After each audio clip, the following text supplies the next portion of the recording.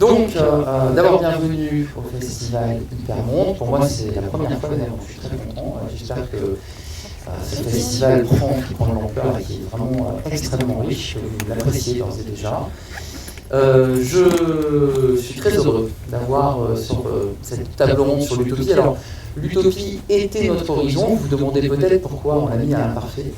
On répondra à cette question et puis vous verrez que cet imparfait peut se décliner en d'autres temps, le plus que parfait, le futur antérieur, et pourquoi pas même le futur simple, à condition d'être un peu radicaux, probablement. Et donc je vais vous présenter, je vais préparer une petite présentation de tous nos intervenants avant de discuter avec eux de la place de l'utopie littéraire pour eux, dans leur parcours, dans le rapport qu'ils ont aux idéaux, à la politique, à la société, etc. Alors je commence par Nicolas Veil-Parot, qui est juste là-bas en face de moi. Voilà. Donc Nicolas Veil-Parot, qui est chercheur, directeur d'études à l'école pratique des hautes études, qui est spécialiste de la culture scientifique au Moyen-Âge, et qui travaille notamment sur les utopies scientifiques. Alors, petite précision, monsieur Nicolas Veil-Parot travaille sur les utopies en termes de science, c'est-à-dire les concepts utopiques. Il travaille notamment sur le XIIIe et le XIVe siècle, si je ne m'abuse, c'est-à-dire avant que la première utopie n'ait été écrite, avant Thomas More, et il a publié de nombreux ouvrages, notamment un ouvrage que j'ai ici avec moi sur donc, le vol dans les airs au Moyen-Âge, et il va sans doute, dans cette table ronde, nous montrer à quel point finalement l'utopie, peut-être que c'est un phénomène littéraire, mais c'est aussi l'idée scientifique, peut-être, bien avant qu'elle ne naisse sous forme de littérature. Ensuite, donc, qui n'est pas avec nous, mais je le présente quand même, Basile Sandre, qui est auteur au Mouton électrique et Saison de l'étrange, et qui, avec Camille Le Boulanger, fait partie de ce qu'on pourrait appeler la jeune génération aussi, de tout nouveaux auteurs, enfin peut-être pas tout nouveau, Camille a déjà un parcours important, mais de nouveaux auteurs, et qui, voilà, et qui peut-être nous rejoindra tout à l'heure. Voyons, qui libre entre les auteurs, les chercheurs, mais qui souvent, la plupart d'entre eux, font les deux. Ce qui est exactement la manière que j'ai d'introduire donc Alice Karabédian. Alors Alice Karabédian vient de publier un ouvrage absolument formidable, à mes yeux, en tout cas, et je pense à la plupart de ceux qui vont le découvrir s'il n'est déjà fait, qui s'appelle Utopie radicale. Voilà, et donc elle est aussi chercheuse associée donc, au laboratoire du changement social et politique, cofondatrice d'un centre de recherche sur l'utopie qui s'appelle l'Archipel des devenirs. Cet ouvrage, Utopie radicale, on va en parler. Moi, il m'a profondément marqué puisque je travaille sur l'utopie du passé, mais j'ai adoré la façon dont justement aussi Alice revisite notamment Thomas More. Donc, je suis très content aussi qu'elle soit là. Et puis enfin, nous avons donc Annie Colonia-Barès, donc, qui est agrégée de lettres classiques, fondatrice et présidente de l'association Palace, qui travaille donc beaucoup sur les langues anciennes et puis sur les mythes et les mythologies, notamment elle a travaillé sur l'édition critique des 10 000 de Xénophon, l'Anabase, d'autres termes aussi, et puis bien sûr sur les métamorphoses d'Ovide, et enfin un ouvrage de vulgarisation qui a l'air absolument génial, je n'ai pas eu le temps de le parcourir, qui s'appelle complètement mytho, Dieu et l'aise de la mythologie. Et enfin, nous avons avec nous, et j'en suis très heureux, Camille Le Boulanger, qui est donc aussi partie de la nouvelle génération voilà, des auteurs de science-fiction, et qui vient tout juste à l'instant de publier, mais c'est vraiment plus frais que ça, c'est pas possible de le faire, parce que ça sort cette semaine, il me semble. Le 6 octobre. Voilà, donc le 6 octobre, Utopia, un très beau titre, en plus qui fait référence là aussi à Thomas More, ce qui permettra de revenir avec lui aussi sur les racines de l'utopie. Une utopie ou une utopie, il nous parlera peut-être lui-même de la différence, pour ne pas trop vous en dire, et qui est aussi remarquable que, alors je n'ai pas encore eu la possibilité de le lire en entier, mais ce que j'en ai lu m'a absolument fasciné, et j'ai en particulier apprécié notamment la radicalité. Vous avez déjà un point commun, Camille et Alice, vous commencez par citer Ursula Le Guin, et c'est probablement pas un hasard. Voilà. Donc, vous voyez un très beau panel. Oui. D'accord. Et Basile Sandre est parti dans un univers donc parallèle. Et la salle est disponible. Donc Basile Sandre est dans l'autre univers, et peut-être qu'il nous rejoindra, et la salle est disponible après, donc ça veut dire Mon introduction, peut-être un peu longuette, sera rattrapée en dépassant les horaires si les intervenants en sont d'accord. Alors, deux auteurs de la nouvelle génération, deux spécialistes des lettres classiques et de la science. On a une table ronde absolument complète pour parler de l'utopie littéraire et de la manière dont l'utopie est née, a éclos, est le fruit de notre culture et la place qu'elle tient encore dans nos cœurs et dans nos esprits aujourd'hui. Alors la première chose peut-être que je voudrais vous poser, la première question, j'avais préparé des questions, je vais les afficher, mais elles ne sont pas forcément contraignantes pour vous. Mais autant commencer par ça, puisque c'est une façon de faire les choses. Je voudrais savoir, à chacune et à chacun, quel est dans votre parcours, dans votre culture, votre enfance, vos études, etc., la place de l'utopie et surtout, quelle est la première utopie littéraire, utopie en mots, que vous ayez lue et qui peut-être a représenté pour vous un horizon, un dépassement de la réalité, quelque chose qui vous a marqué. Voilà. Ça peut être Thomas More, mais ce n'est pas nécessairement évidemment la première de toutes les utopies. Alors, je ne sais pas qui veut commencer, peut-être Alice. Allez-y. Merci. Si le micro marche. Ça marche. Voilà. Ouais. Déjà, je suis vraiment contente d'être là. Je trouve que hypermonde, ce mot, on pourrait dire plein de choses dessus. Il est vraiment très évocateur et très beau. Et je suis aussi très contente que Hugo modère cette rencontre parce que je l'avais écouté dans une masterclass aux Utopiales il y a, je pense, plus de 10 ans sur l'utopie. Et donc, nous voilà aujourd'hui réunis ici. C'est assez drôle pour répondre à la question. Je pense que l'utopie, je l'ai rencontrée assez tôt, à partir du moment où j'étais assez tôt soucieuse de l'état de notre monde, et que dès lors qu'on s'intéresse un peu à la politique et au sens large du terme, et à tout ce qui fait le monde, que ce soit ses injustices ou au contraire ses moments de clarté, etc., en fait, on fait déjà des images d'utopie. Donc je pense que j'avais assez tôt, adolescente, révoltée contre le monde et enthousiaste, à cause de l'adolescence aussi, de voir des choses meilleures à devenir. Donc je pense que je l'ai rencontré là. Après, littérairement, je dirais qu'en négatif, je l'ai rencontré avec 1984 de Orwell, parce que voilà, c'était pile l'opposé de ce qui était montré dans ce monde. Donc ça a été un effet miroir inverse un peu. Et sinon, c'est avec Ian M. Banks, un auteur écossais sur lequel j'ai eu la chance de faire ma thèse de philosophie politique. Et là c'est une utopie qui en met plein les yeux, et on redescend pas après avoir découvert l'utopie de Banks. Oui, le cycle de la culture, pour ceux... Qui est-ce qui a déjà lu Yann Banks dans la salle? Vraiment pas assez. Et donc, il n'y en a pas assez. Donc, vous trouverez le cycle de Yann Banks en librairie. C'est aujourd'hui en tout 8 romans, je crois, sur le cycle de la culture, et qui décrit justement un monde utopique dont on parlera sans doute. Pour 1984, Yann Banks. Ok. Merci Alice. Annie. Alors, il faut appuyer, c'est ça. Voilà. Ouais. Eh bien, pour moi, je dirais c'est un souvenir qui est lié à ce qui est devenu mon métier, ma vocation, qui était d'abord une passion, c'est-à-dire l'Antiquité, donc des souvenirs de collégiens, et en particulier la découverte du mythe de l'âge d'or, qui pour moi, on aura l'occasion d'y revenir, je pense, est l'une des premières utopies, dans tous les sens du terme. Et je dirais ensuite que cette découverte, ce goût pour la mythologie, qui reflète les ouvrages que vous avez montrés, a été aussi conforté par une rencontre. J'ai eu la chance de rencontrer à plusieurs reprises Jean-Pierre Vernant, qui était le maître à penser des études grecques. Et il avait un don extraordinaire de conteur, et je l'entends encore raconter à de jeunes élèves le mythe de l'âge d'or précisément, et le rôle qu'a joué Pandore dans la fin, dans la dystopie si on peut dire, dans la fin de cet âge d'or. On reviendra tout à l'heure. Ok, merci beaucoup, très bien. Camille, il y a un micro. Oui.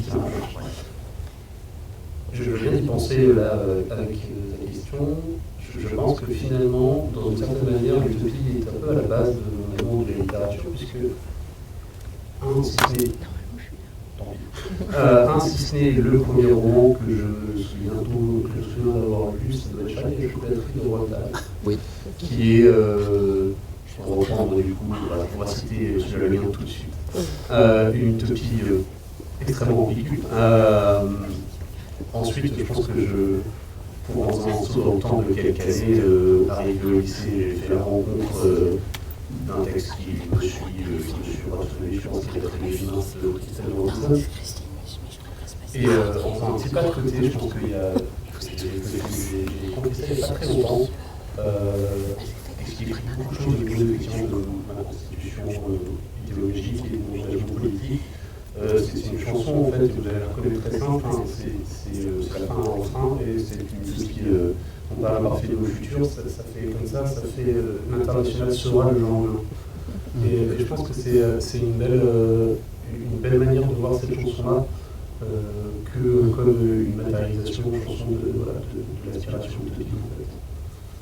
Oui, et puis le lien entre l'international et la marseillaise, bien entendu, dans l'histoire, qui est totalement... Ok. Donc, une utopie comme un chant. Ouais, très bien. Désolé pour tout à l'heure, en accueillant... je vous présente ensuite Nicolas. L'utopie, le rapport à l'utopie. Je m'étais un petit peu décalé, comme vous l'avez rappelé, comme historien des sciences, je me suis intéressé à un sens très particulier de l'utopie scientifique. Pour répondre à la question qui m'est posée, pour moi, l'utopie, c'est ce qui doit être évité à tout prix. Il n'y a pas de différence entre utopie et dystopie. Les gens qui disent « Ah, il y avait un formidable idéal et puis ça donnait les goulags ». Non, le goulag est inscrit dans l'utopie, dans la position. Ce qui vous indique aussi mon orientation politique, ce point. Donc je pense que, effectivement, la lecture qui m'a frappé, terrorisé lorsque j'étais jeune, c'est le 84 d'Orwell, comme ça a été rappelé. Parce que je pense que tout est dit, en fait, d'une certaine façon. À partir du moment où on veut réduire l'humanité à un théorème, évidemment que le sang va couler. Alors justement, je sens que le débat démarre et ça me plaît beaucoup. Donc, cette dystopie, utopie, comme deux faces indissociables de la même réalité, finalement de la même chose, du même concept. Est-ce que les auteurs, justement, et les autres personnes sur la table ronde sont d'accord? Mais juste avant, je voudrais vous présenter, alors ce n'est pas Basile Sambre, on peut donner votre nom. Christine Luce. Ah oui, Christine, voilà, c'est ça, j'étais pas sûr. Voilà. On s'était vu en Zoom.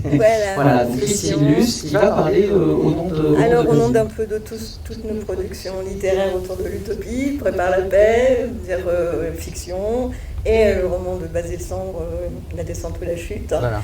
Et chaque fois, donc, il s'inscrit tout à fait en faux avec la description de utopie égale dystopie. Non, pour nous, c'est pas vraiment, enfin, c'est pas de la manière dont on l'appréhende, hein, quelles que soient les prémices scientifiques antiques qui ont lieu. Nous, on parle de l'utopie aujourd'hui, et pour nous, l'utopie, c'est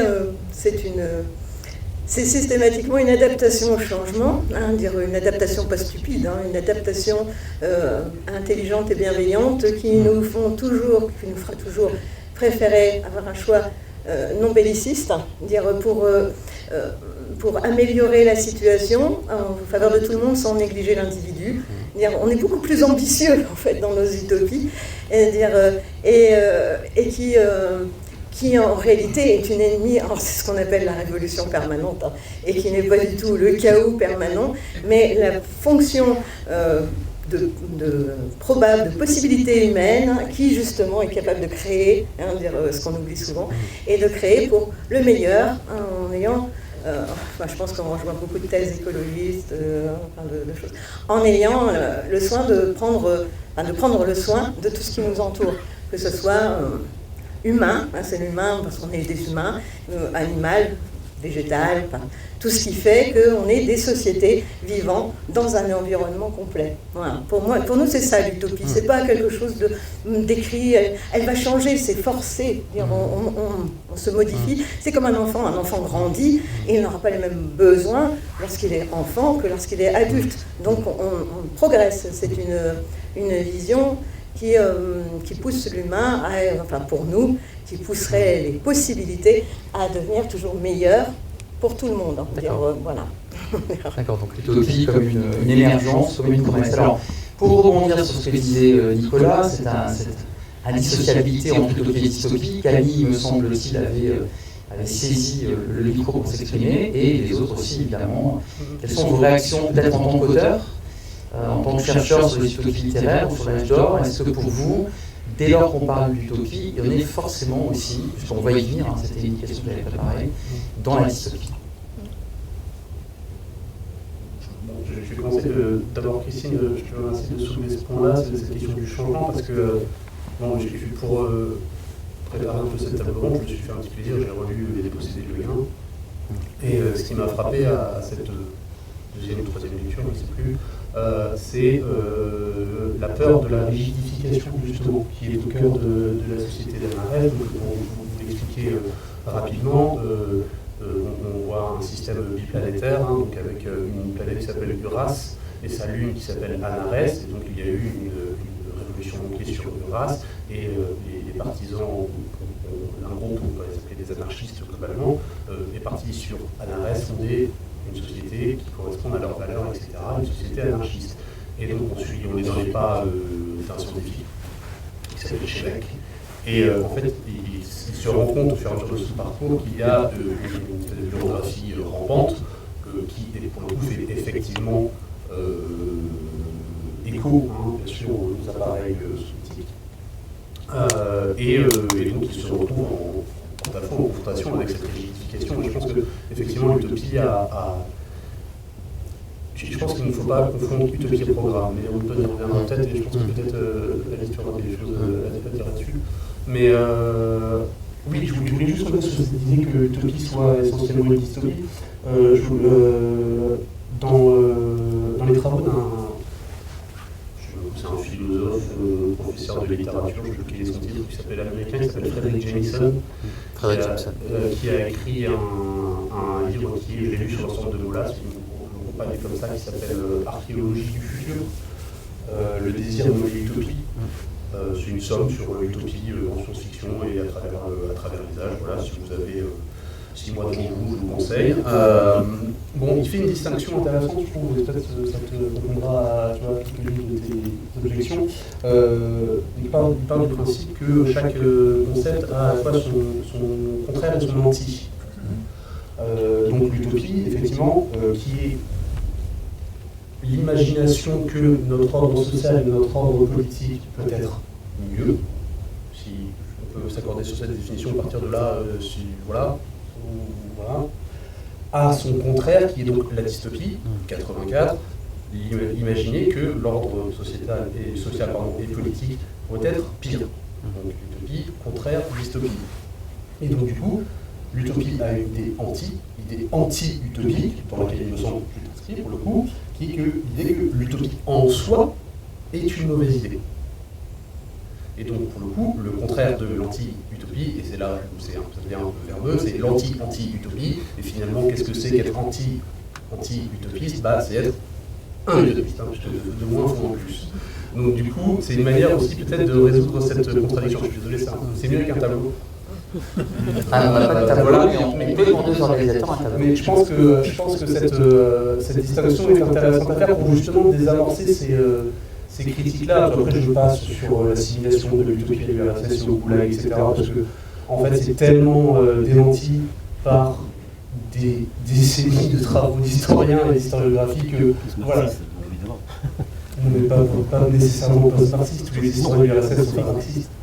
Alors, avant de partir sur le débat marxiste, parce que Frederick Jameson est un historien, oui, bien sûr, voilà, et qui est très intéressant, hein, effectivement, la référence est très bonne, je vous engage à lire Un désir nommé Utopie de Frederick Jameson. Alice, ton regard justement sur ce lien entre utopie et dystopie, est-ce que vraiment toute utopie porte en elle?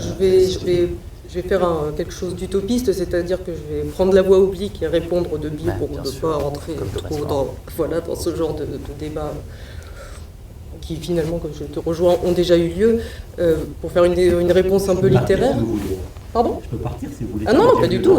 J'ai une question très intéressante pour vous juste après, mais de façon faire une réponse un peu littéraire, c'est que la dystopie en soi n'est pas anti-utopique, comme l'a dit Camille. La dystopie, elle permet de penser l'utopie à côté ou en creux. C'est-à-dire que même 1984, il n'y a pas une ligne d'utopie dedans, et pourtant le geste de son auteur, George Orwell, en écrivant ce texte terrible, c'est que forcément, en nous montrant « n'allez pas par là », il nous laisse supposer qu'on pourrait aller dans plein d'autres directions. Et ça, c'est pour montrer en quoi la dystopie peut tenir un discours utopique. Et c'est d'autant plus vrai aujourd'hui dans bon nombre de dystopies où on a des ordres complètement injustes, où on va suivre une petite troupe de personnages qui vont se révolter et qui vont, eux, porter une forme d'utopie, ou en tout cas une forme d'émancipation.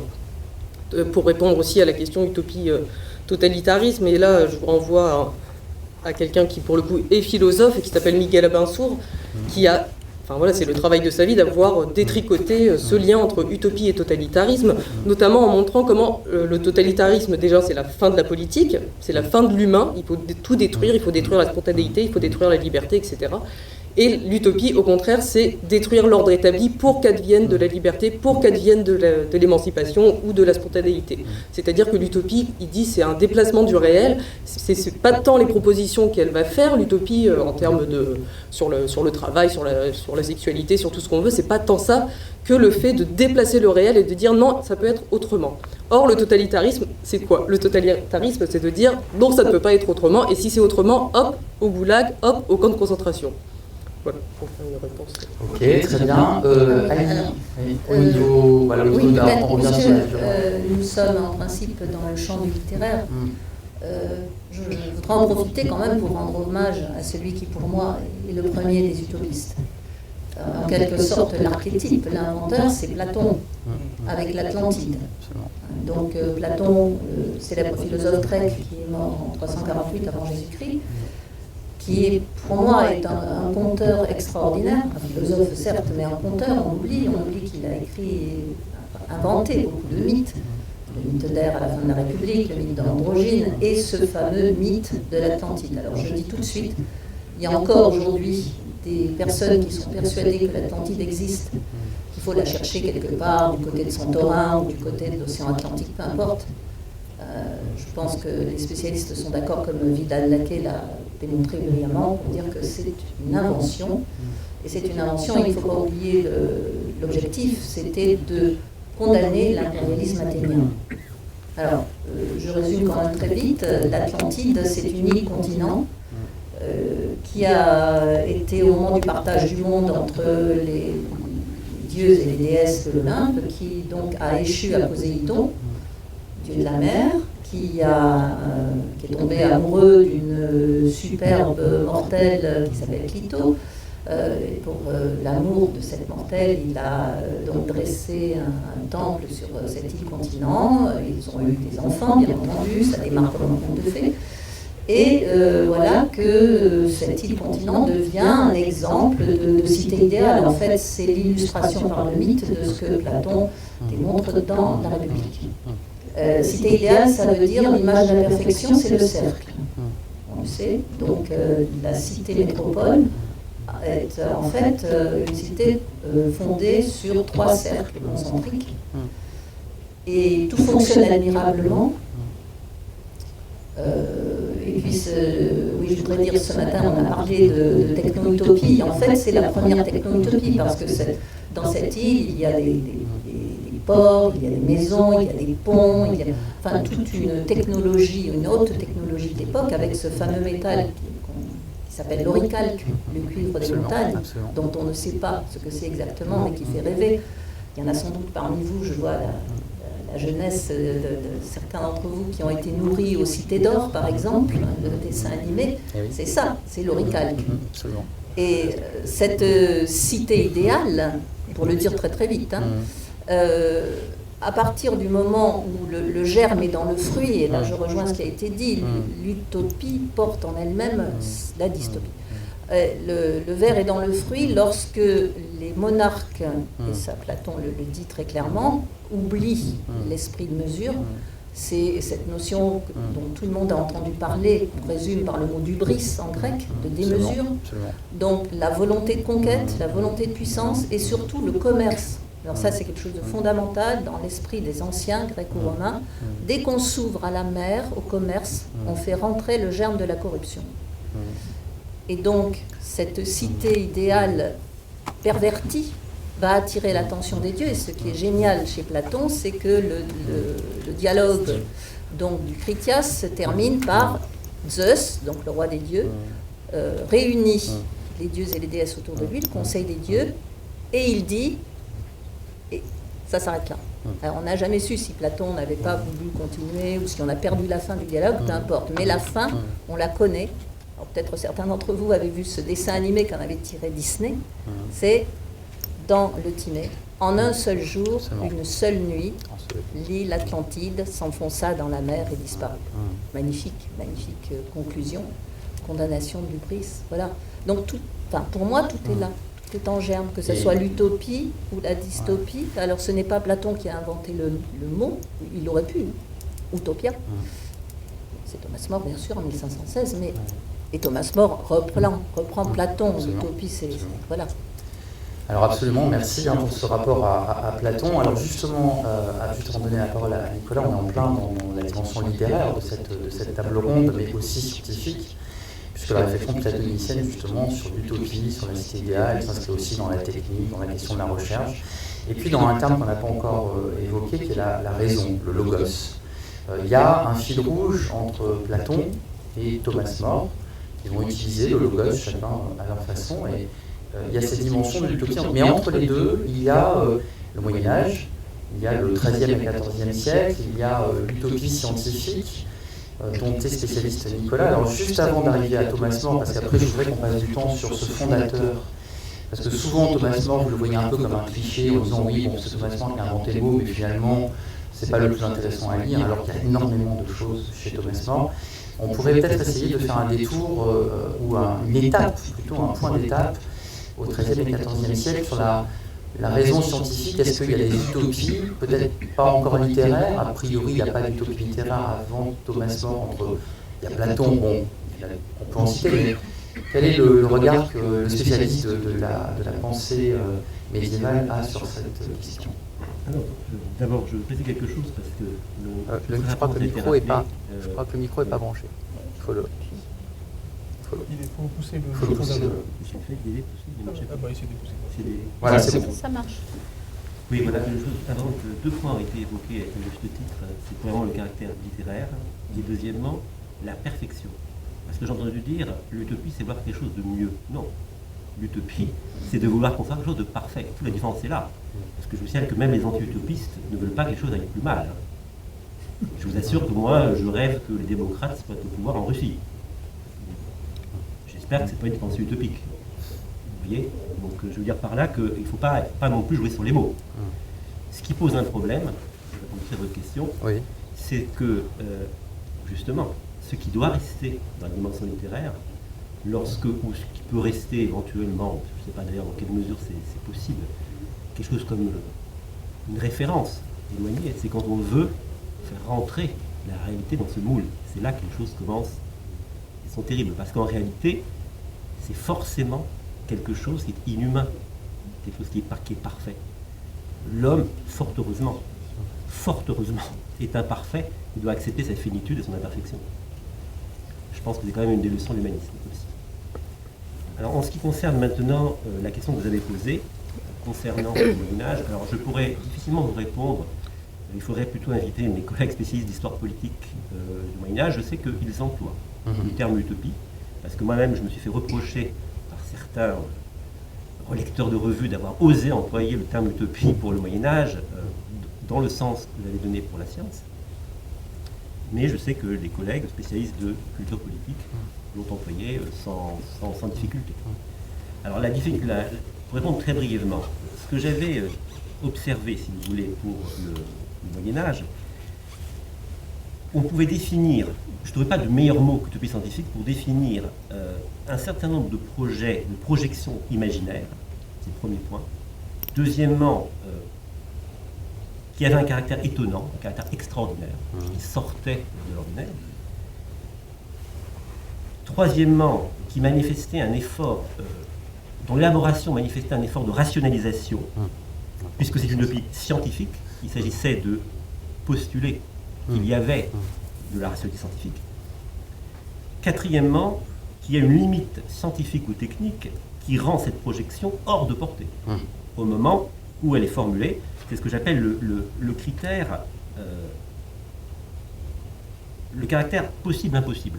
Cette oscillation entre le possible et l'impossible qui caractérise le projet. Et enfin, très important pour ne pas faire d'anachronisme, parce que je suis historien, il faut que l'auteur manifeste explicitement ou implicitement qu'il a conscience que c'est possible et impossible. Parce que ce n'est pas à moi, rétrospectivement, de dire « Ah, ben, c'est utopique à son époque ». Non, il faut. Et donc, c'est pour ça que j'ai évidemment l'auteur par excellence au Moyen-Âge qui remplit ces critères est Roger Bacon, donc un franciscain du XIIIe siècle qui a imaginé toute une série de machines bien connues, donc des voitures, des chars sans chevaux, des bateaux qui fonctionneraient avec un seul rameur, etc. Et la machine à voler, justement, qui m'avait intéressé. Vous voyez, je prends le problème dans un sens un petit peu différent, comme vous l'avez rappelé. Ouais, tout à fait, mais c'est très bien parce que la science-fiction, c'est aussi la littérature qui va continuer l'utopie, qui va parler de technique, parler de raison. Alors, ça m'amène à... Je t'en prie, vas-y. Vas-y. Du coup, j'ai une question, parce que tel que tu le décris, ce que tu appelles l'utopie me semble, alors sans pouvoir jouer sur les mots, mais bon, après tout, je suis écrivain, c'est un peu mon métier. Est-ce que ce que tu décris là ne relève pas plutôt d'une forme, pour le coup, au risque d'un anachronisme, je suis désolé, mais on est dans un festival de science-fiction, est-ce que ça ne relève pas plutôt de ce qu'on appelle le merveilleux scientifique? Alors, c'est un terme effectivement qu'on rencontre souvent dans la littérature, mais qui me semblait insuffisant, étant donné la profonde portée rationnelle et le projet derrière. Quand on lit Roger Bacon, c'est assez évident. C'est-à-dire qu'il y a une merveille scientifique, c'est un peu, on en reste au niveau de l'émerveillement. On est, je dirais, au point 2, 1 et 2. Et pour rendre compte de l'effort de rationalisation, pour rendre compte de l'oscillation entre le possible et l'impossible, pour rendre compte enfin de cette conscience que l'homme a, que c'est possible et impossible, là, on sort, si vous voulez, du caractère très flou, en fait, de cette catégorie qui venait un peu de l'histoire des mentalités, des merveilleux scientifiques. Oui, on est bien d'accord, je suis d'accord, mais c'est pas de l'utopie, c'est vraiment quelque chose de science, c'est de la science. Léonard de Vinci, on en a des preuves de chaque génie qui a inventé des choses qui étaient possibles, probables, mais qui n'étaient pas faisables. Donc ça ne participe pas de l'utopie, c'est plutôt du génie scientifique, de l'invention, de la prospective de l'époque. Eh ben, moi je maintiens que si, c'est quand même bien une forme d'utopie. Oui, mais c'est une forme d'utopie qui est profondément... C'est un essence que l'on trouve, y compris d'ailleurs chez Norbert Elias. Dans ce cas-là, il fallait clarifier les choses, ce qui est parfait. Maintenant, on sait qu'on ne parle pas de la même chose. Parce que là, il n'y a aucune dimension sociale. Ce qu'ont créé Léonard de Vinci et Roger Bacon n'a aucun rapport avec, n'a aucun influx sur la société. On est d'accord, elle n'a pas changé la face du monde et ils n'en avaient pas l'intention. Ils avaient l'intention d'améliorer la science. C'est vraiment le cas simple. Alors je ne sais pas, utopie, ça me semble restrictif à ce moment-là. C'est vraiment c'est un certain sens qui est employé couramment, utopie scientifique, on a parlé d'ailleurs. Alors ça peut s'accompagner d'un horizon eschatologique, qui est une réforme de la société chez Roger Bacon, très clairement. Roger Bacon pensait que la fin des temps était proche, et donc voulait une réforme du savoir, qui a écrit au pape dans ce sens, et les utopies scientifiques prennent sens dans cette perspective eschatologique. Dans ce cas-là, en soi, pour moi, Diderot, à ce moment-là, participe à ce mouvement. Le terme utopie scientifique, effectivement, est employé couramment par l'histoire des sciences. On a reprécisé les sciences. Et c'est dans ce sens-là, d'ailleurs, quand j'ai établi un table ronde, j'ai bien précisé, je parle de cela, avec les points communs ou les non-points communs que cela va avoir avec l'utopie scientifique. Alors, pour ne pas qu'on se perde dans les questions de définition, parce que même si c'est très intéressant, j'aimerais qu'on avance sur les éléments aussi constitutifs, et puis les textes ont été réunis. Alice, si c'est toujours sur le sujet, vas-y. Oui, désolée. Parce qu'il faut qu'on se mette un peu d'accord sur l'emploi des termes. Et puis c'est notre métier de discuter de nombreux sens de ces termes. C'est sur le rapport entre perfection et utopie. Je crois que c'est quelque chose qui a été mis après sur le dos de l'utopie, cette idée de perfection. Et je trouve justement, enfin là je fais la réflexion comme ça, il faudrait réfléchir un peu plus sur le sujet, mais que en fait Thomas More il a un peu ramené l'utopie sur Terre. C'est-à-dire que c'est plus vraiment la cité idéale, c'est plus vraiment, c'est plus l'âge d'or, et c'est pas une société parfaite. C'est encore une fois Miguel Abinsour qui note que justement Thomas More il fait bien attention à ce que ces habitants d'utopie ne travaillent pas trop pour qu'ils puissent cultiver leur esprit et pour qu'ils puissent cultiver ce qu'il appelle une disposition utopienne. Et là, ça me renvoie à ce que tu disais tout à l'heure, c'est-à-dire que les utopiens, les utopiennes doivent avoir du temps pour continuer à imaginer d'autres choses, imaginer de l'autrement, etc. Et en somme, que l'utopie reste utopique. Alors après, on peut revenir sur le fait que oui, l'utopie a plein de problèmes et qu'elle doit veiller à ne pas foncer la tête dans le mur, enfin qu'elle a des choses à prendre en compte pour ne pas dégénérer en dystopie, mais du coup l'utopie et la dystopie c'est pas la même chose, et du coup si on prend ce terme l'utopie et le totalitarisme c'est la même chose, mais c'est quoi alors une utopie scientifique? C'est une technologie au service du totalitarisme? Quel est le... Camille, juste... je fais un addendum juste. Effectivement, ça me rappelle la question de la technique, en fait, voilà, c'est ça. C'est la question de la technique. Parce que, tu parlais, Annie, de l'organisation de l'Atlantide, etc., qui procède d'une organisation, pour le coup, matérielle et technique. On retrouve ça chez Thomas More, c'est une transition en même temps. On retrouve ça chez Thomas More, justement, déjà à la base de l'utopie, puisque l'utopie, contrairement à l'Atlantide, n'est pas une île. D'accord ? C'est un isthme qui a été creusé. D'accord ? Donc il y a eu un fondateur de l'utopie, je ne connais plus son nom. Le roi Utopus. Le roi Utopus, et il y en a un exemple ici. Malheureusement, je n'ai pas pu ça n'a pas été imprimé dans le gros volume. Ce qui est génial, c'est que Thomas More a aussi créé un alphabet d'écriture particulière aux utopies. Oui, on voit ici le dessin. Merci beaucoup.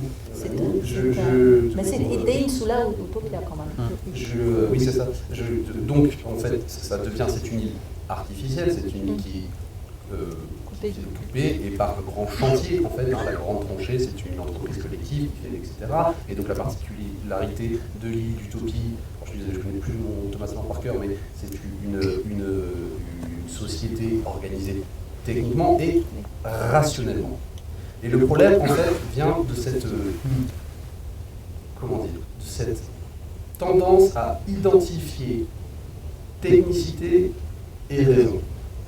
C'est-à-dire que, oui, effectivement, il y a une organisation matérielle qui découle d'une raison, d'accord, qui découle d'une manière d'essayer de faire pour que ça fonctionne au mieux. Je me demande si ce basculement est... Bon, il ne s'agit pas d'une histoire, rien du tout, mais en fait, je pense que pour avancer, on a besoin d'un petit peu d'essayer de se défaire quelque peu, un peu, de ces angoisses, pour le coup, effectivement, eschatologiques, qui nous viennent du XXe siècle. Parce que le Troisième Reich, point Godwin, le Troisième Reich est une utopie. C'est pas moi qui le dis, c'est Johnny Hallyday, c'est un écrivain de SF, rien à voir, Jean Chapteau, d'accord, qui est un écrivain du Troisième Reich, qui a écrit un ouvrage extrêmement intéressant qui s'appelle La loi du sang, penser et agir en Asie. Je vous conseille d'aller en librairie, de demander bonjour, je cherche penser et agir en Asie, et de voir la tête du libraire, je me dis non, c'est pas un ami, je vous jure. Et donc du coup, dans ce livre, il explique, si vous voulez, pour le dire très brièvement, toute la constitution d'un imaginaire commun, fondé sur la raison et sur une organisation technique de la société qui emporte un collectif dans une direction utopique. En fait, le truc c'est que, depuis tout à l'heure, on parle d'utopie comme s'il s'agissait on la réifie en fait, on l'objectivise, comme s'il s'agissait d'une construction immobile. L'utopie, c'est pas une construction. l'utopie, je ne sais pas, vous me contredirez peut-être, mais en fait, là peut-être qu'on arrive à réconcilier nos différents linguistiques, c'est une méthode. C'est une méthode d'aspiration rationnelle à l'amélioration. Et non pas à la perfection. Et c'est au moment où la société bascule dans une tendance technique à la perfection, par exemple, utiliser des chambres à gaz extrêmement pour se débarrasser des juifs, on perfectionne notre société, notre corps social par la technique, que là, on bascule dans la dystopie. C'est à partir du moment où, oui, effectivement, je caricature tout autant, on envoie toutes les personnes qui expriment un tout petit peu de contradiction au goulag en effaçant les opposants des photos, machin, etc. Toujours visée technique de perfection, là, on bascule dans la dystopie. Et c'est ça que dit Orwell en 84. La technique nous fait basculer en dystopie et nous détruit irrémédiablement. C'est un bouquin effroyable, 84. À la fin, le héros qui a tenté de s'échapper joue contre lui-même. Ça se passe dans nos cœurs et dans nos têtes, la dystopie. Alors, c'est bien la leçon de Platon. Ouais, c'est très bien parce que. On en revient. Alors c'est très bien parce que j'aimerais justement à partir de ça, ça fait un petit moment que je vous écoute, on tourne de la raison, on tourne autour de la technique, on tourne autour de la rationalité. Et la question qu'on peut se poser, effectivement, c'est est-ce qu'il est possible d'avoir des utopies déraisonnables ? C'est-à-dire, est-ce qu'il est possible d'avoir des utopies qui ne fassent pas appel à la raison, ou plutôt qui ne soient pas empreintes d'une espèce de rationalisme comme ça que tu as décrit, Camille, hein, un rationalisme un peu fermé sur lui-même, un peu techniciste. Alors peut-être au XIIIe, XIVe siècle, les utopies scientifiques sont ces idées extraordinaires qui vont sortir avec les critères que Nicolas a donnés, mais au-delà de ça, je pense notamment à l'utopie radicale de Alice, est-ce qu'il n'y a pas un moyen pour que l'utopie sorte de cette espèce de carcan, peut-être pas rationnel, mais au moins rationaliste, dans laquelle on l'a enfermé au cours du XXe siècle, au cours du XIXe siècle, etc. Vous savez, cette idée, alors... Là c'est une projection que je fais à titre personnel, mais cette idée que finalement, on ne peut pas sortir de la raison, ou on ne peut pas sortir de la façon dont on a défini la raison au XIXe siècle. Alors qu'en fait, l'utopie, ce serait au contraire se libérer, être déraisonnable. Est-ce que l'utopie, elle peut être déraisonnable à vos yeux ? Est-ce qu'une utopie a besoin, par exemple, de s'affranchir des règles de fonctionnement de la société telle qu'on les conçoit, de l'approche rationnelle des rapports entre les individus, de la rationalisation ?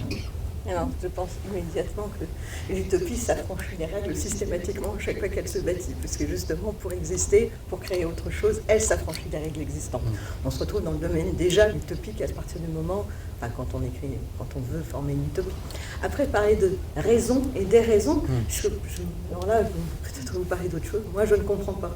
Il y a pas, c'est pas la même, c'est parce que souvent on confond les raisons et les progrès technologiques dont parler, et on les assimile. La raison, c'est le progrès technologique. C'est ce qui est censé nous apporter... Ça c'est un raccourci. Voilà, c'est aussi le raccourci habituel. Et nous, on a tendance à parler d'amélioration. L'amélioration n'est pas en rapport avec la raison, ni avec le progrès technique. Elle est l'amélioration d'une société complète. Pour moi, c'est une vision beaucoup plus large qui tient en compte non seulement justement la science, les progrès scientifiques, où on n'a pas du tout... C'est pas un refus de la science, du tout, ça n'a aucun rapport, mais ça s'inscrit dans un cycle qui est beaucoup plus important et qu'il est très dangereux, justement, de réduire à un progrès quelconque. Il faut qu'on songe à progresser partout en même temps. À partir du moment où ça reste statique dans un endroit, et quand on parlait de règles de raison et de déraison, etc., j'ai dit non, c'est la révolution permanente. Ça n'a rien à voir, donc je répète, avec le chaos, mais à réfléchir en permanence, parce que on n'est pas, dès qu'on stagne trop, dès que ça devient statique et que ça devient une règle figée, forcément, ça va être au détriment d'une partie de la société.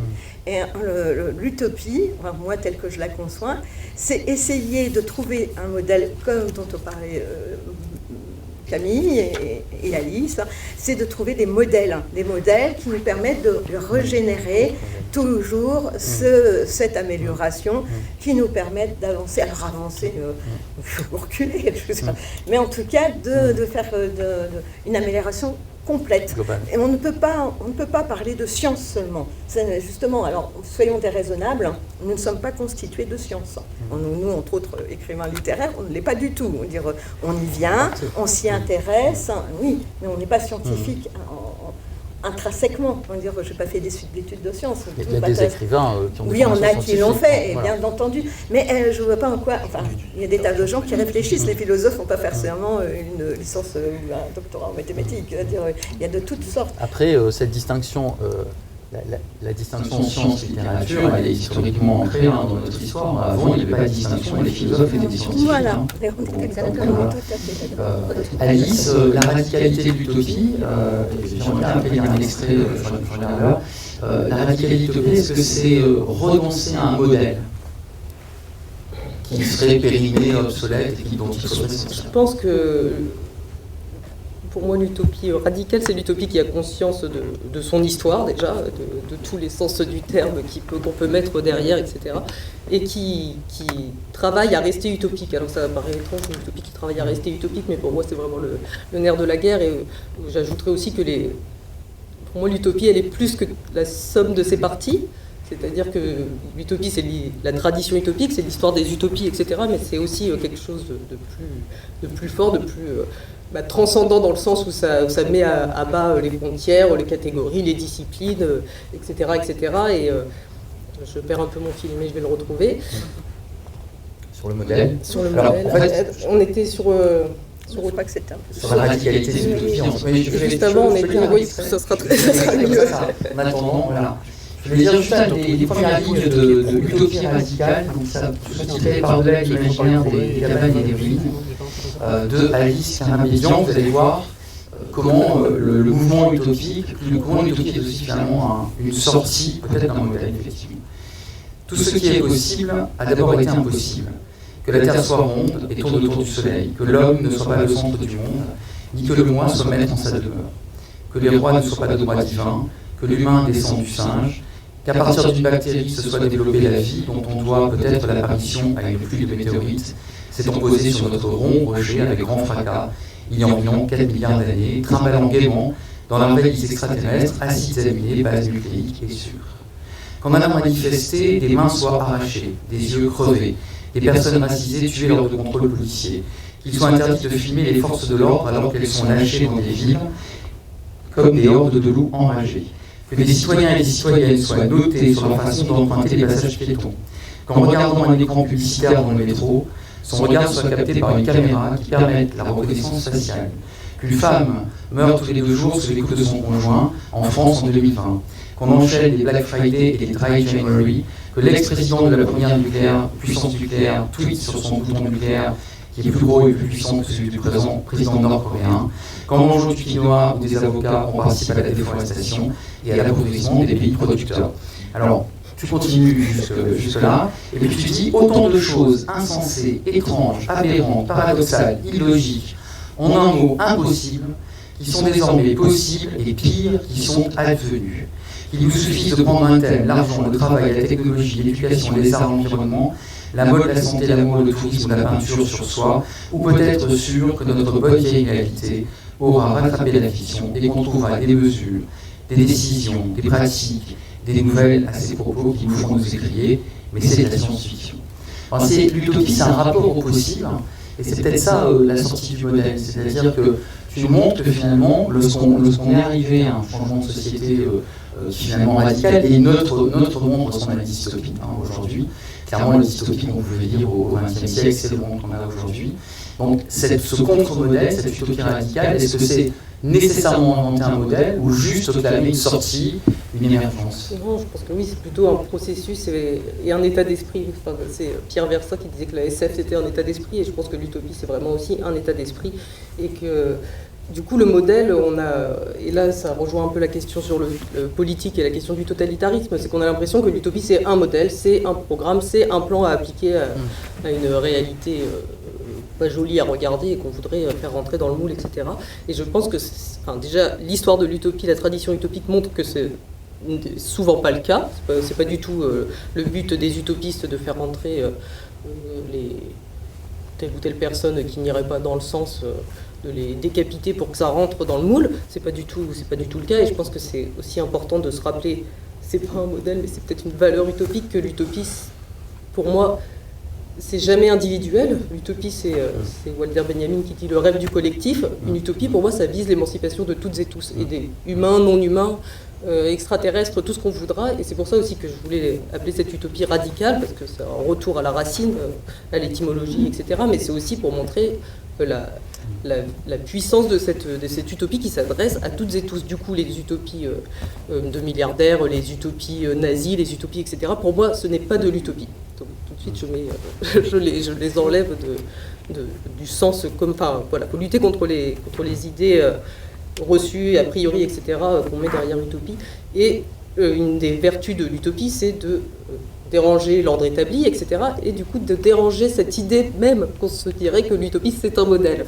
Si on considère que l'utopie, c'est un processus, c'est un état d'esprit, etc., c'est un mouvement, c'est une révolution permanente, et ben on comprend que en fait, ça nous ouvre beaucoup plus, et politiquement, et humainement, et littérairement, à des devenirs, en fait, à des possible pris au sens très large, c'est-à-dire pas ce qui va forcément advenir, mais à des c'est un peu métaphysique ce que je raconte, mais voilà, l'utopie, elle permet de déborder tout ce qui tend à refermer. D'où le modèle. C'est pas un modèle. Ou alors le seul modèle, c'est de se dire c'est plus de justice, plus d'égalité, plus de liberté, etc. Ça, c'est le modèle de base. À partir de là, on peut faire imaginer tout ce qu'on veut, même de l'impossible. Annie, oui, alors je vous écoute avec beaucoup d'attention, mais j'avoue que pour moi, vu ma formation, l'utopie, c'est d'abord une fable, au sens purement littéraire de fabula, un récit imaginé qui part justement de la fiction. Et d'une certaine façon, on pourrait dire que Platon fait de la science-fiction avec l'Atlantide. Et ce qui est frappant, que ce soit Platon ou que ce soit Thomas More, ça a très bien été dit tout à l'heure, c'est un milieu fermé. Et tant qu'il est fermé, parce que les utopiens ne sortent pas de l'Insula Utopia, tant qu'il est fermé, ce lieu mythique, on n'a pas eu le temps de parler des autres paradis mythiques, c'est l'image du paradis, paradeisos en grec, c'est le jardin, mais le jardin clos chez les Perses, duquel on ne sort pas. Et dès qu'on sort de cette image, donc, au lieu d'être justement ouvert à tous, c'est la fermeture. Et dès qu'on sort, là est le danger. Et je reviens à ce que je disais au début, il ne faut pas perdre de vue que l'Atlantide de Platon, c'est une leçon qu'il veut donner à ses contemporains. C'est Athènes du IVe siècle, fin 5e siècle, fin du 5e, qui s'est lancé dans une politique impérialiste. Alors on va rejoindre ce qui a été dit, bien sûr, sur la dimension politique, qui s'est lancé dans une politique impérialiste qui va causer sa perte, la fin de la guerre du Péloponnèse, la disparition d'Athènes finalement. Et Platon ne trouve pas d'autres moyens, enfin j'exagère en disant ça, il a d'autres moyens bien sûr, mais il fait confiance à la fable. Et ce qui est étonnant, lui qui passe pour être l'incarnation du rationnel, dit clairement, mais c'est extraordinaire ce que tu me racontes, c'est un dialogue. C'est extraordinaire ce que tu me racontes, et le plus extraordinaire, c'est que ce soit une fable. Et il s'abrite derrière l'autorité d'un prêtre égyptien. C'est ça qui est passionnant aussi, parce que l'Égypte est le modèle de la mémoire du monde. Et il date son histoire, c'est-à-dire, les spécialistes ont dit, c'est la glaciation de Worms, c'est-à-dire 9000 ans avant Jésus-Christ, cette espèce de méga tsunami, c'est le déluge, qui engloutit l'Atlantide. Mais la leçon qui est derrière, c'est que si on s'ouvre effectivement, voilà, la perfection, c'est l'image dont on parlait tout à l'heure, disparaît. Et l'hubris surtout. L'utopie, elle est condamnée parce que les hommes ne savent pas maîtriser leur hubris. Enfin, je me permets de parler au nom de Platon. Mais voilà. Mais cette dimension cette dimension de fable, on la retrouve exactement chez Thomas More. Mais oui. C'est exactement la même fable. De toute façon, la même Thomas More, c'est illusion de véracité dans le dialogue du premier livre, avec Virgile, etc. Donc la dimension de fable est très importante. Ils ont tous énormément de choses à dire, et il n'est pas défini cette table ronde. Alors Camille, puis ensuite Alice. Je reviens juste sur plusieurs choses. Juste, tu dis, les nazis ne sont pas une utopie. je comprends ce que tu dis, tu vois, je comprends pourquoi tu le dis, et sur le fond, je suis d'accord avec toi, et voilà. Ce que je veux dire, c'est que tu dis, en gros, tu équivaux, c'est un gros trait, utopie et révolution, voilà, ce qui me va très bien, pas de problème. Juste pour revenir sur mon histoire du Troisième Reich en tant qu'utopie, l'utopie se pensait comme une révolution. Il y a un contenu révolutionnaire dans le nazisme. Et en fait, ça me fait revenir à une citation de Chinéville qui dit en fait, nous vivons dans une utopie, seulement c'est pas la nôtre. Voilà, c'est tout. On subit l'utopie de quelqu'un d'autre. Qui est quelqu'un mais il se d'autre. pensait aussi comme parfait et coupé du monde. Oui, voilà, c'est ça. Et juste pour revenir sur cette histoire de clôture, il me semble qu'il y a un lien qui n'est pas souvent fait entre l'utopie et le récit de voyage. Oui, Ça m'a frappé chez More, et puis ensuite en revenant jusqu'à dans l'Antiquité, chez Lucien de Samosate par exemple, dans l'histoire vraie, l'histoire véritable, dans l'histoire véritable. Alors, dans la littérature médiévale, moi je ne suis pas assez fort en littérature médiévale, mais il doit y avoir des choses, je pense, quand même. En cherchant bien, on doit pouvoir trouver, puisque l'air de rien, la littérature médiévale, c'est une littérature qui est pétrie de culture antique.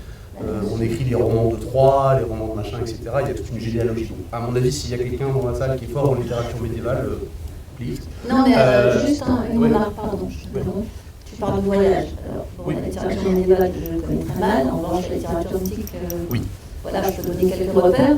Avant l'Atlantique, il y a eu effectivement beaucoup de récits d'îles, et ce sont toujours des îles, ça c'est très intéressant. Absolument. Souvent qualifiés d'îles des bienheureux, et c'est toujours un voyage, et d'ailleurs Ulysse, quand il arrive chez Calypso, la description de l'île de Calypso, où il passe quand même 7 ans, auprès d'une dame charmante, auprès de laquelle il oublie sa chère Pénélope, eh bien c'est une forme d'utopia, parce qu'on ne sait pas où elle est cette île, elle est merveilleuse.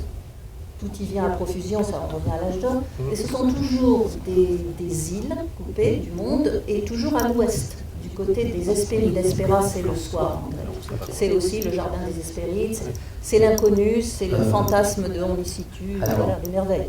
Et donc, je termine sur rapidement, parce qu'après, on me signale que malheureusement, on n'aura pas autant de temps prévu, et il faudrait qu'on passe aux questions, alors on va à peine effleurer le sujet. Donc, on finit rapidement, ensuite, on va passer aux questions. Il y a cette généalogie dans le C'est dommage, je vais lire un extrait à travers Cyrano de Bergerac, le voyage dans la Lune, et jusqu'à aujourd'hui, par exemple, j'ai parlé de Le Guin tout à l'heure, c'est un récit de voyage qui est inversé, c'est l'histoire de quelqu'un qui s'en va de l'utopie pour revenir dans l'ailleurs, c'est justement là où le geste de Guin. À propos de l'utopie, et par exemple, comme Une femme en dehors du temps, de Merger plus le nom, où c'est un voyage dans le temps, une projection vers un futur. Et en fait, ça revient, pour aller contre ça, avec une citation que j'ai beaucoup aimée dans Socialisme et Utopie de je sais plus qui.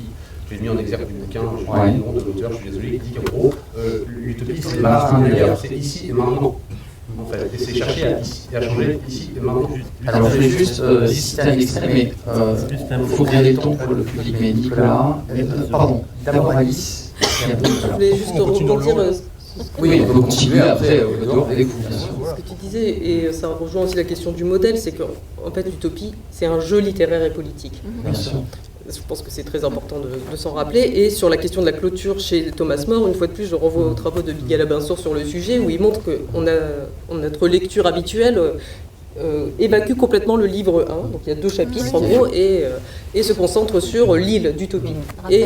Or voilà, l'utopie, finalement, c'est ce livre 1 et ce livre 2, le livre 1 étant une discussion entre camarades qui blablatent sur tout un tas de sujets politiques à la cour, etc. Et le livre 2 étant le récit de la visite de Raphaël Claudet. Voilà.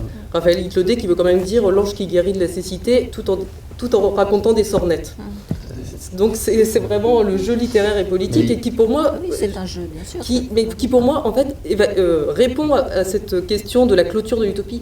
Non, c'est complètement ouvert, notamment entre le dialogue entre ces 2 livres et notamment par justement ce voyage de quelqu'un qui y va et qui revient. et qui en plus est un personnage fictif.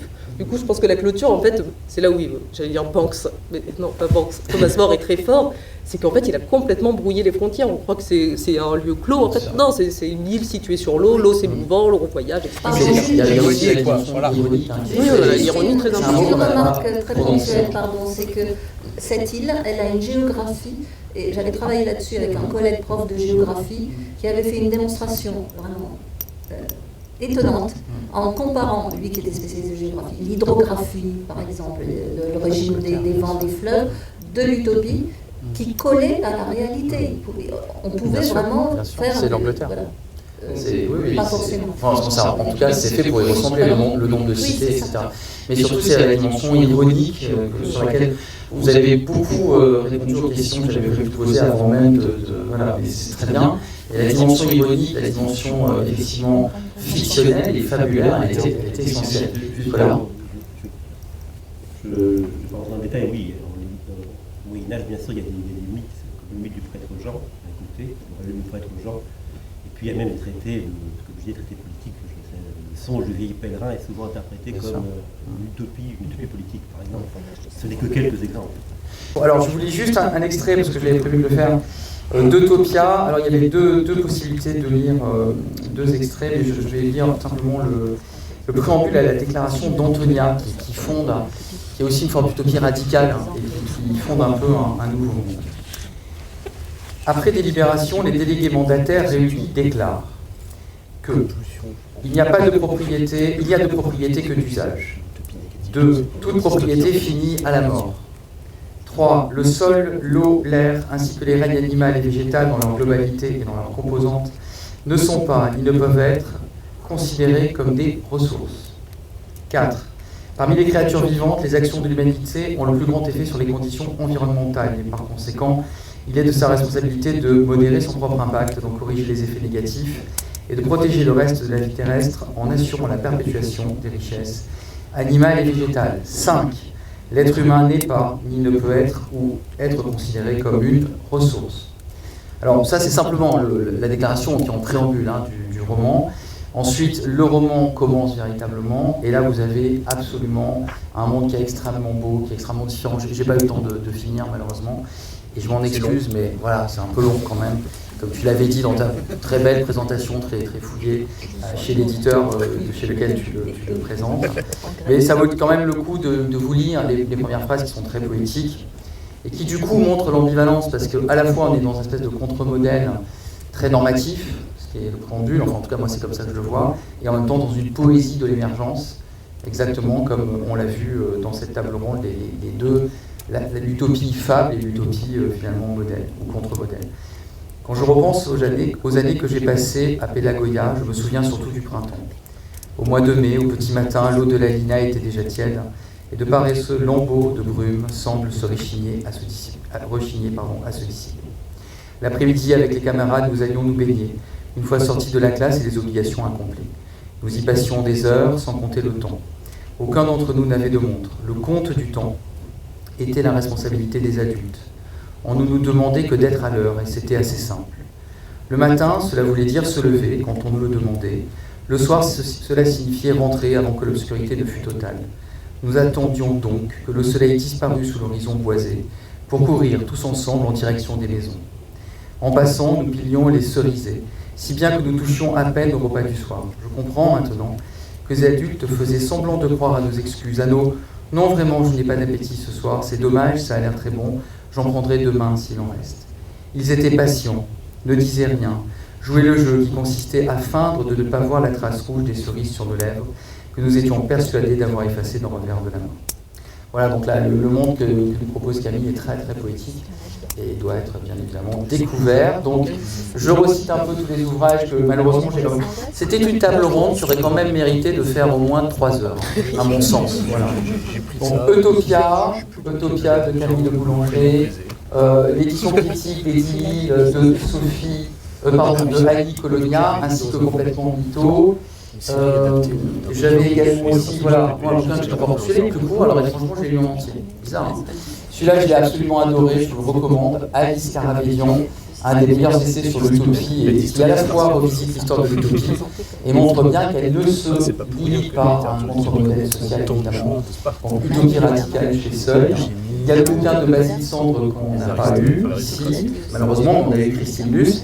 Et enfin, le très beau livre sur un essai historique sur les utopies scientifiques du Moyen-Âge, qui s'appelle donc Le vol dans les airs au Moyen-Âge, et dont l'auteur est Nicolas Veil-Parot, que je remercie aussi d'avoir été avec nous et d'avoir apporté un contrepoint très intéressant sur la dimension aussi à la fois historique et technique de l'utopie. Donc, on est parti de Platon, on est allé jusqu'à Thomas More, on a vu le Moyen-Âge, on n'a pas vu toute la deuxième partie. Rendez-vous l'année prochaine pour la deuxième partie de cette table ronde. J'espère. Merci à tout le monde et bon festival.